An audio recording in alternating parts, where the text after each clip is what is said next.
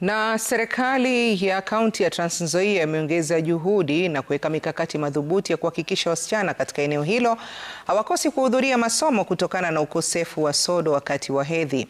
Waziri wa elimu katika kaunti hiyo amesema tayari wameanzisha mpango wa kushirikiana na baadhi ya vituo vya mafunzo anuwai ili kuanza kutengeneza sodo za kutumika zaidi ya mara moja.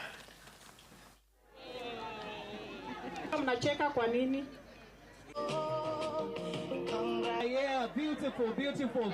Tutaenda kutrain one of our vocational training center students wenye wanafanya tailoring. Tunataka kuenda kuwa train jinsi ya kutengeneza these reusable sanitary pads so that hata kama tutakuwa na hizi pads zingine za kawaida ambazo zimekuwa zikikuwa distributed, these reusable pia zitakuwa hapo kusupplement, especially kwa wale wanafunzi wenye hawajapata access kwa these other pads.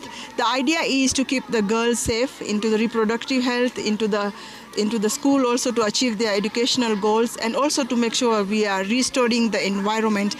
The beauty about it here venye wamefundishwa with these pads is that hazina chemicals, they are natural and therefore they are very easy to use na they are reusable again.